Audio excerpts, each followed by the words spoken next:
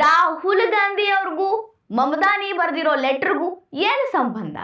ಅಮೆರಿಕದ 8 ಮಂದಿ ಶಾಸಕರ ಪೈಕಿ ರಾಹುಲ್ ಗಾಂಧಿ ಆಪ್ತರು ಇಬ್ರದಾರ. ಉಮರ್ ಖಾಲಿದ್ಗೆ ಬೇಲ್ ಬೇಕು ಅಂತ ಕೇಳಾಕ ಇವ್ರು ಯಾರು? ಇಷ್ಟೆಲ್ಲ ಆದ್ರೂ ನಮ್ಮ ಸರ್ಕಾರ ರಾಹುಲ್ ಗಾಂಧಿ ಅವರು ಒಂದೇ ಒಂದು ಮಾತು ಮಾತಾಡಕತ್ತಿಲ್ಲಲ್ಲ ಯಾಕ? ಪ್ರಕಾಶ್ ರಾಜ್ ಅವರು ಉಮರ್ ಖಾಲಿದ್ ಅವರ ಫ್ಯಾನ್ ಅಂತ ಗೊತ್ತಿತ್ತು, ಆ ಮಮದಾನಿನೂ ಫ್ಯಾನ್ ಅಂತ ಈಗ ಗೊತ್ತಾಯ್ತು. ಮಮದಾನಿ ನ್ಯೂಯಾರ್ಕ್ ಅನ್ನ ಹಾಳು ಮಾಡಿ ಆಗೈತಿ, ಈಗ ನಮ್ಮ ಭಾರತಕ್ಕೆ ಯಾಕೆ ಮೂಗು ತೋರ್ಸಾಕತ್ತಾನ? ಇಂಗ್ಲಿಷ್ನಾಗ ಒಂದು ಗಾದಿ ಮಾತೈತಿ, tell me your friends and I will tell you who you are. ಅಂದ್ರ ನಿನ್ನ ದೋಸ್ತರು ಯಾರಂದ್ರೆ ಹೇಳಪ್ಪ, ನೀ ಯಾರಂತ ನನಗೆ ಗೊತ್ತಾಗ್ತೈತಿ ಅಂತ. ಅವ್ರ ಫ್ರೆಂಡ್ಸಿಂದನ ರಾಹುಲ್ ಗಾಂಧಿ ಅವ್ರ ಮೇಲೆ ಅನುಮಾನ ಹೆಚ್ಚಾಗಕತ್ತೈತಿ. ಮೊನ್ನೆ ಮಮದಾನಿ ನ್ಯೂಯಾರ್ಕ್ ಒಳಗೆ ಕುತ್ಕೊಂಡ ತಲಿ ಕೆಟ್ಟ ಮೇಯರ್ ನಮ್ಮ ದೇಶದಾಗ ಜೈಲೊಳಗ ಶಿಕ್ಷೆ ಅನುಭವಿಸಾಕತ್ತಿರೋ ಕೈದಿ ಬಗ್ಗೆ ಮಾತಾಡ್ತಾನ. ಅದ್ರ ಜೋಡಿ ಒಂದು ಲೆಟ್ರೂ ಬರ್ದಾನ. ಈ ಮಮದಾನಿ ಲೆಟ್ರ್ ಯಾರ ಬಗ್ಗೆ ಬರ್ದಾರು? ಭಾರತದಾಗಿರೋ ಆರೋಪಿಗೂ ಇವ್ರಿಗೂ ಏನು ಸಂಬಂಧ? ಯಾಕೆ ಇಷ್ಟೊಂದು ಆ ಆರೋಪಿ ಮೇಲೆ ಇವ್ರಿಗೆ ಪ್ರೀತಿ ಉಕ್ಕಾಕತ್ತೈತಿ? ಈ ಮಮದಾನಿ ಅವರು ಬರ್ದಿರೋ ಲೆಟ್ರ 8 ಮಂದಿ ಅಲ್ಲಿನ ಶಾಸಕರು ಸಹಿ ಮಾಡ್ತಾರಂದ್ರ ಅಂತ ಫೇಮಸ್ ಕೈದಿ ಇಲ್ಲಿರೋರು ಯಾರು? ಅದೆಲ್ಲ ಹೇಳ್ತನು. ಅದಕ್ಕಿಂತ ಮೊದಲ ನೀವಿನ್ನ ನಮ್ಮ ಹೊಸದಿಗಂತ ಡಿಜಿಟಲ್ ಚಾನಲ್ ಸಬ್ಸ್ಕ್ರೈಬ್ ಮಾಡಿಲ್ಲ ಅಂದ್ರೆ ಈಗ ಸಬ್ಸ್ಕ್ರೈಬ್ ಮಾಡ್ರಿ, ಬಾಜು ಕಾಣಕತ್ತಿರೋ ಬೆಲ್ ಐಕಾನ್ ಪ್ರೆಸ್ ಮಾಡ್ರಿ.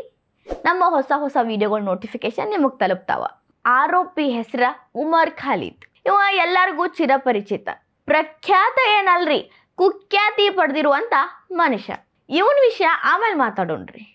ಬಟ್ ಈಗ ಮಮದಾನಿ ಬರೆದಿರೋ ಲೆಟರ್ ಹಿಂದ ರಾಹುಲ್ ಗಾಂಧಿ ಅವರ ಧ್ವನಿ ಐತೇನು ಅನ್ನೋ ಅನುಮಾನ ಬರಕತ್ತಾವ. ಯಾಕಂದ್ರ ಜೊಹರಾನ್ ಮಮದಾನಿ ಬರೆದಿರೋ ಲೆಟರ್ ಒಳಗ 8 ಮಂದಿ ಅಮೇರಿಕನ್ ಶಾಸಕರು ಸಹಿ ಮಾಡ್ಯಾರ. ಆ 8 ಮಂದಿ ಒಳಗ ಇಬ್ರ ರಾಹುಲ್ ಗಾಂಧಿ ಅವ್ರಿಗೆ ಬಹಳ ಆಪ್ತರು. ಇದೆಲ್ಲ ನಾವು ಊಹೆ ಮಾಡ್ಕೊಂಡು ಹೇಳಕತ್ತಿಲ್ರಿಪ್ಪ, ನೀವ ಊಹೆ ಮಾಡ್ಕೊಂಡು ಏನೇನೋ ಹೇಳಬೇಡ್ರಿ ಅಂತ ಬೇರೆ ಕಮೆಂಟ್ಸ್ ಹಾಕ್ತಿರಲ್ಲ, ಅದಕ್ಕೆ ನಾವು ಊಹೆ ಮಾಡ್ಕೊಂಡ ಹೇಳಕತ್ತಿಲ್ಲ. ಅವರೇ ಟ್ವಿಟರ್ ಒಳಗೆ ರಾಹುಲ್ ಗಾಂಧಿ ಅವರ ಜೊತೆ ಇರೋ ಫೋಟೋಗಳನ್ನ ಹಂಚ್ಕೊಂಡು ಅವರ ಸಂಬಂಧ ಬಾಂಧವ್ಯದ ಬಗ್ಗೆ ಬರ್ಕೊಂಡಾರ. ಒಬ್ರು ಜಾನ್ ಸ್ಯಾಕೋಸ್ಕಿ ಇವ್ರು ಬರೀತಾರ, I met today Indian LOP Rahul Gandhi ಅಂತ ಬರೀತಾರ. ಫೋಟೋ ಬಹಳ ಆತ್ಮೀಯವಾಗಿರುವಂಥದ್ದನ್ನ ಹಂಚ್ಕೊಂಡಾರ. ಅದು ಯಾವಾಗಂದ್ರೆ 2024 ಸೆಪ್ಟೆಂಬರ್ ಒಳಗೆ. ರಾಹುಲ್ ಗಾಂಧಿ ಅವರು ಅಮೆರಿಕ ಭೇಟಿಗೆ ಹೋದಾಗ ಅಲ್ಲಿ ಅವ್ರನ್ನ ಮೀಟ್ ಆಗಿ ಅವ್ರ ಜೊತೆ ಸಂವಾದ ನಡೆಸಿ ಅವ್ರ ಜೋಡಿ ಒಂದು ಸೆಪ್ರೇಟ್ ಫೋಟೋ ತೆಗೆಸ್ಕೊಂಡು ವಾಪಸ್ ಬಂದಿರ್ತಾರೆ. ಅಲ್ಲಿ ಅವ್ರು ಏನು ಮಾತಾಡಿದ್ರೆ ನನಗೆ ಗೊತ್ತಿಲ್ಲರಿ, ಮತ್ತು ಅದನ್ನ ಕೇಳಬೇಡ್ರಿ. ತೆಗೆಸ್ಕೊಂಡಿರೋ ಫೋಟೋನ ಅವರು ಶೇರ್ ಮಾಡಿ ಹ್ಯಾಪಿ ಆಗಿದ್ರು ಅನ್ನೋವಂಥ ಒಂದು ವಿಷಯವನ್ನ ಹಂಚ್ಕೊಂಡಾರ. ಇನ್ನೊಬ್ರು ಗ್ರೂಪ್ ಫೋಟೋ ಒಳಗೆ ನಿಂತ ರಾಹುಲ್ ಗಾಂಧಿ ಅವ್ರ ಜೋಡಿ ಫೋಟೋ ತಕ್ಕೊಂಡಾರ. ಅಂದ್ರೆ ಅವತ್ತು ರಾಹುಲ್ ಗಾಂಧಿ ಅವ್ರ ಜೊತೆ ನಡೆದ ಸಂವಾದದೊಳಗೆ ಅವರು ಇದ್ರು. ಅವ್ರ ಹೆಸರು ಇಲ್ಹಾನ್ ಓಮರ್. ಇವರಿಬ್ಬರು ರಾಹುಲ್ ಗಾಂಧಿಯ ಆತ್ಮೀಯ ಸ್ನೇಹಿತರು. ಇವರಿಬ್ಬರು ಕೂಡ ಉಮರ್ ಖಾಲಿದ್ ರಿಲೀಸ್ ಆಗಲಿ ಅಂತ, ಅವ್ರಿಗೆ ಬೇಲ್ ಸಿಗಲಿ ಅಂತ ಲೆಟ್ರ್ ಬರ್ದಿರೋದ್ರ ಕೆಳಗೆ ಸಹಿ ಹಾಕಿ ಕಳಿಸ್ಯಾರ. ಅವರನ್ನ ಅನ್ಯಾಯವಾಗಿ ಜೈಲೊಳಗೆ ಕೊಳ್ಸಾಕತ್ತೀರಿ, ಬೇಕಂತ ನಾ ವಿಚಾರಣೆ ತಡ ಮಾಡಾಕತ್ತೀರಿ, ಬೇಕಂತಾನ ವಿಚಾರಣೆ ಮಾಡಾಕೇ ಹತ್ತಿಲ್ಲ, ಏನೋ ಪರ್ಸ್ನಲ್ ದ್ವೇಷ ಐತಿ ಅನ್ನೋ ಹಂಗ ಮಾತಾಡ್ಯಾರ. ಅದ್ರ ಜೋಡಿ ಮೋದಿ ಅವರ ಮ್ಯಾಲಿನ ದ್ವೇಷವನ್ನು ಮೋದಿ ಅವರೇ ಈ ರೀತಿ ಮಾಡಾಕತ್ತಾರ ಅನ್ನೋ ಒಂದು ರೀತಿ ಒಳಗ ಇವರು ಮಾತದವ. ಅಷ್ಟೇ ಅಲ್ರಿ, ಹಿಂಗೆಲ್ಲ ಮಾತಾಡಿ ನಮ್ಮ ಕೋರ್ಟ್ಗಳ ಮೇಲೆ ಇವರು ಅನುಮಾನ ಸೃಷ್ಟಿ ಮಾಡಾಕತ್ತಾರಲ್ರಿ. ಆ್ಯಂಡ್ ಲೆಟ್ರ್ ಒಳಗ ಏನು ಬರ್ದಾರ ಅಂತ ನೋಡೋಣ. ಅವ ಇಷ್ಟು ಉದ್ದ ಪುರಾಣ ಬರ್ದಾನ. 1-2 ಲೈನ್ ಹೇಳ್ತೀನಿ ಕೇಳ್ರಿ. ಉಮರ್ ಖಾಲಿದ್ಗ ಬೇಲ್ ಕೊಡ್ರಿ, ಫ್ರೀ ಟ್ರಯಲ್ ಕೊಡ್ರಿ, ಆತ ಇನ್ನೋಸೆಂಟ್ ಅಂತೆಲ್ಲ ಉದ್ದಕ್ಕೂ ಗೀಚಾರ. ಇಷ್ಟೆಲ್ಲ ಬರೆದಿದ್ರು, ಇದಿಷ್ಟು ದೊಡ್ಡ ಇಶ್ಯೂ ಆಗಿದ್ರು, ರಾಹುಲ್ ಗಾಂಧಿ ಅವರು ಸೈಲೆಂಟ್ ಆಗಿರೋದು ಯಾಕ? ಮತ್ತು ಅನುಮಾನ ಬರ್ತೈತೋ ಇಲ್ರಿ? ರಾಹುಲ್ ಗಾಂಧಿ ಅವರ ಫ್ರೆಂಡ್ ಪ್ರಕಾಶ್ ರಾಜ್ ಅವರು ಅವಾಗವಾಗ ಉಮರ್ ಖಾಲಿದ್ ಬಗ್ಗೆ ಮಾತಾಡ್ತಾನೆ ಇರ್ತಾರ, ಟ್ವೀಟ್ ಮಾಡ್ಕೋತ ಜಸ್ಟ್ ಆಸ್ಕ್ ಮಾಡ್ತಾ ಇರ್ತಾರ. ಪ್ರಕಾಶ್ ರಾಜ್ ಅವ್ರ ಬಗ್ಗೆ ಮಾತಾಡ್ದಾಗ್ಲೂ ರಾಹುಲ್ ಗಾಂಧಿ ಅವರು ಸೈಲೆಂಟ್ ಆಗೇ ಇದ್ರು. ಹೋಗ್ಲಿ ಬಿಡ್ರಿ, ನಮ್ಮ ದೇಶದವ್ರ ಅದಾರ, ಏನೋ ಮಾತಾಡತ್ತಾರ, ಮಾತಾಡ್ಕೊಡ್ಲಿ ಅಂತ ಬಿಟ್ಟಿರ್ಬಹುದು ಅನ್ಕೋಬಹುದು. ಆದ್ರ ಇವು ಯಾವ ಫಾರಿಂದು ಮಿಕಾಗಳು ಮಾತಾಡಕತ್ತಾವ, ಅದು ನಮ್ಮ ದೇಶದೊಳಗಿನ ವಿಷಯದ ಬಗ್ಗೆ ಹಿಂಗೆಲ್ಲ ಮಾತಾಡಕತ್ತಾರಲ್ಲ. ಮತ್ತೆ ರಾಹುಲ್ ಗಾಂಧಿ ಅವ್ರು ಯಾಕೆ ಸೈಲೆಂಟ್ ಆಗದಾರ? ಇಂಥದ್ದು ಒಂದು ಪ್ರಶ್ನೆ ಮೂಡ್ತೈತಿ. ಅದಷ್ಟೇ ಅಲ್ರಿ, ರಾಹುಲ್ ಗಾಂಧಿ ಅವ್ರಿಗೂ ಇದ ಬೇಕಾಗಿತ್ತೇನು ಅನ್ನೋ ದೊಡ್ಡ ಪ್ರಶ್ನೆ ಮೂಡ್ತೈತಿ. ಈ ಮಮದಾನಿ ಅನ್ನೋ ಮನುಷ್ಯ ನ್ಯೂಯಾರ್ಕ್ ಮೇಯರ್ ಆದಾಗಿನಿಂದ ನ್ಯೂಯಾರ್ಕ್ ಮಂದಿಗೆನ ಆತಂಕ ಚಾಲು ಆಗ್ಬಿಟ್ಟೈತಿ. ಲೇಟೆಸ್ಟ್ ರಿಪೋರ್ಟ್ ಹೇಳ್ತೀನಿ ಕೇಳ್ರಿ, ಶಾಕ್ ಆಗ್ಬೇಡ್ರಿ. ಮಮದಾನಿ ನ್ಯೂಯಾರ್ಕ್ ಮೇಯರ್ ಆದ್ಮೇಲೆ 3400 ಮಂದಿ ಪೊಲೀಸರು ಕೆಲಸ ಬಿಟ್ಟಾರ. ರಿಟೈರ್ಡ್ ಆಗ್ಯಾರ. ಇದನ್ನ ನ್ಯೂಯಾರ್ಕ್ನ ಬೀದಿ ಬೀದಿ ರಸ್ತೆ ಒಳಗ ಡಿಸ್ಪ್ಲೇ ಮಾಡಕತ್ತಾರ. ಯಾಕಂದ್ರ ಕುರಾನ್ ಮೇಲೆ ಕೈ ಇಟ್ಟು ಕುರಾನ್ ಸಾಕ್ಷಿ ತಗೊಂಡು ಪ್ರಮಾಣ ವಚನ ಸ್ವೀಕಾರ ಮಾಡಿ ಮೇಯರ್ ಆಗಿರೋ ಮಮದಾನಿ ಅವರು ತಮಗ ಬರೀ ಇಸ್ಲಾಂ ಮುಸ್ಲಿಮ್ರ ಮೇಲೆ ಅಷ್ಟೇ ಪ್ರೀತಿ ಐತಿ, ಬ್ಯಾರೆದವರೆಲ್ಲ ನನಗೇನೂ ಅಲ್ಲ, ನೋ ಮ್ಯಾಟರ್ ಅಂತ ತೋರಿಸ್ಕೊಳಕತ್ತಾರ. ಅದಕ್ಕೆ ಲೇಟೆಸ್ಟ್ ಅಂದ್ರ ಉಮರ್ ಖಾಲಿದ್ ಇಶ್ಯೂ. ಇಷ್ಟೆಲ್ಲ ಉಮರ್ ಖಾಲಿದ್ ಬಗ್ಗೆ ಮಾತಾಡಿ ಅಭಿಮಾನ ವ್ಯಕ್ತಪಡಿಸಕತ್ತಾರಲ್ಲ ಇವರು, ಉಮರ್ ಖಾಲಿದ್ ಏನು ಎತ್ತ ಹೇಳ್ತೀನಿ ಕೇಳ್ರಿ. ಮಾರ್ಚ್ 2016ರಾಗ ಉಮರ್ ಖಾಲಿದ್ನ ಡೆಲ್ಲಿ ಪೊಲೀಸರು ಅರೆಸ್ಟ್ ಮಾಡ್ತಾರ ಒಂದು ಕೇಸ್ ಒಳಗೆ.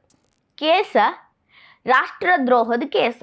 ಆಗ ಡೆಲ್ಲಿ ಹೈಕೋರ್ಟ್ ಆತನ್ಗ ಬೇಲ್ ಮಂಜೂರು ಮಾಡ್ತೈತಿ, ರಿಲೀಸ್ ಆಗ್ತಾನ. ರಿಲೀಸ್ ಆದ್ಮೇಲೆ ಉಮರ್ ಖಾಲಿದ್ ಒಂದು ಪಶ್ಚಾತ್ತಾಪದಿಂದ ಏನಾರ ಹೇಳ್ತಾನೇನು ಅಂತ ಅನ್ಕೊಂಡಿದ್ದವ್ರಿಗೆ ಶಾಕ್ ಆದಿತ್ತು. ಆತ ಮಾತಾಡಿದ್ದ ಮಾತುಗಳು ನೀವು ಕೇಳಿಸ್ಕೊಂಡ್ರೆ ನಿಮಗೂ ಶಾಕ್ ಆಗ್ತೈತಿ. ಆತ ಏನ್ ಹೇಳ್ತಾನಂದ್ರ, ನನಗ ಈ ಕೇಸ್ ಬಗ್ಗೆ ಏನೂ ಪಶ್ಚಾತ್ತಾಪ ಇಲ್ಲ, ಆಕ್ಚುಲಿ ನನಗ ಹೆಮ್ಮೆ ಆಗಕತ್ತೈತಿ, ನನ್ನ ಮೇಲೆ ರಾಷ್ಟ್ರದ್ರೋಹದ ಕೇಸ ದಾಖಲಾಗೈತಿ ಅಂತ. ರಾಷ್ಟ್ರದ್ರೋಹದ ಕೇಸ್ ಹಾಕಿದ್ಕ ಈ ತರ ಮಾತಾಡಿದ್ದ ಇವ, ಅದು ಬೇಲ್ ಮಂಜೂರ್ ಆದ್ಮೇಲೆ. ಅದಾದ್ಮೇಲೆ 2020ರಾಗ ಇನ್ನೊಂದು ರಾಷ್ಟ್ರದ್ರೋಹದ ಕೇಸ ದಾಖಲಾಗ್ತೈತಿ. ಡೆಲ್ಲಿ ಒಳಗ ಒಂದು ಕೋಮು ಗಲಭೆ ಆಗ್ತೈತಲ್ಲ, ಅದಕ್ಕೆ ಪ್ರಚೋದನೆ ನೀಡಿದ್ದ, ಉತ್ತೇಜನ ನೀಡಿದ್ದ, ಅದಷ್ಟಲ್ಲ ಸಂಚು ರೂಪಿಸಿದ್ದ ಅಂತಾನು ಕೇಸ್ ದಾಖಲಾಗ್ತೈತಿ.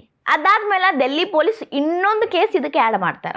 ಖಜೂರಿ ಕ್ರಾಸ್ ಒಳಗ ಕೋಮು ಗಲಭೆ ಆಗತ್ತ, ಅದಕ್ಕೆ ಇವನೇ ಕಾರಣ, ಇವನ ಪ್ರಚೋದನನೇ ಕಾರಣ ಅಂತ ಇನ್ನೊಂದು ಕೇಸ್ ದಾಖಲಾಗ್ತೈತಿ. ಈಗ ಇವೆರಡೂ ಕೇಸ್ ಮ್ಯಾಗ ಆರೋಪಿಯಾಗಿನ ಆತ ಜೈಲೊಳಗ ಅದಾನ. ಬೇಲ್ ಅಪ್ಲಿಕೇಶನ್ ಬಂದಿಲ್ಲ ಅಂತಿಲ್ಲ, ಸಾಕಷ್ಟು ಬೇಲ್ ಅಪ್ಲಿಕೇಶನ್ ಬರ್ತಾವ, ಹಂಗೆ ರಿಜೆಕ್ಟ್ ಆಗ್ತಾವ. ಒಂದು ಬೇಲ್ ಅಂತರೂ 8 ತಿಂಗಳು ಸತತ 8 ತಿಂಗಳ ಕಾಲ ವಿಚಾರಣೆ ಆಗಿ ರಿಜೆಕ್ಟ್ ಆಗೋತು. ರಿಜೆಕ್ಟ್ ಮಾಡಿದ್ದು ಕೋರ್ಟ್ ಅವನಿಗೆ ಬೇಲ್ ಕೊಟ್ಟಿಲ್ಲ.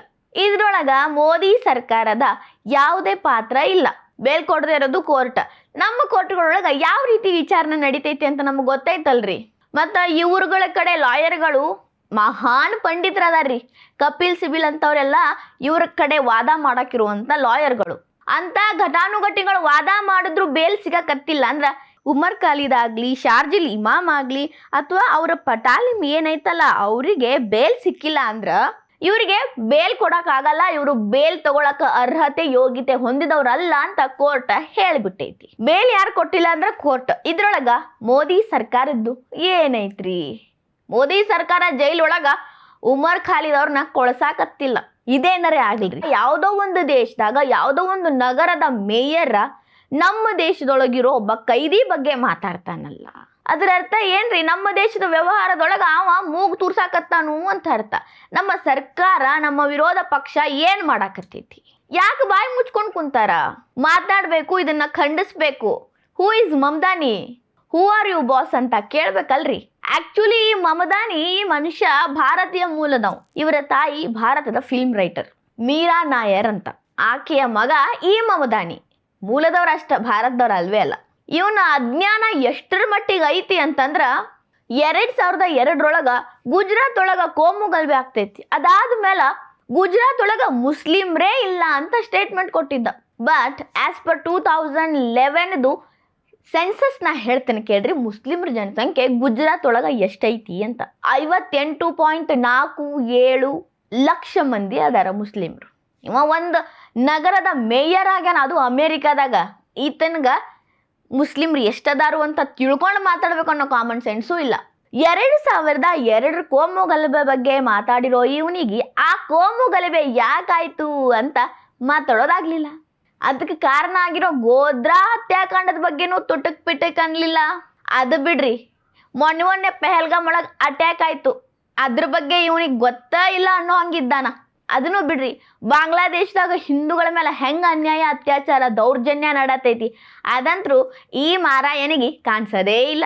ಸೊ ಇದೆಲ್ಲ ನೋಡಿದ್ರ ಮಮದಾನಿ ಅವರ ಏಮ್ ಏನೈತಿ ಅದು ಕ್ಲಿಯರ್ ಆಗಿ ಗೊತ್ತಾಗ್ತೈತಿ. ಅವರ ಅನುಕಂಪ ಎಲ್ಲೈತಿ ಅಂತ ತಿಳ್ಕೊಳಕ ಉಮರ್ ಖಾಲಿದ್ ಅವರ ಈ ಕೇಸ್ ಸಾಕ್ಷಿ ಆಗ್ತೈತಿ. ಇದ್ರ ಹಿಂದ ಮಮದಾನಿ ಅಜೆಂಡಾ ಏನೈತಿ ಅನ್ನೋದು ಬಹಳ ಕ್ಲಿಯರ್ ಆಗತೈತಿ. ಈಗ ಸ್ಪಷ್ಟ ಆಗ್ಬೇಕಾಗಿರೋದು ಸನ್ಮಾನ್ಯ ಶ್ರೀ ರಾಹುಲ್ ಗಾಂಧಿ ಅವರ ಅಜೆಂಡಾ ಏನು ಅನ್ನೋದು.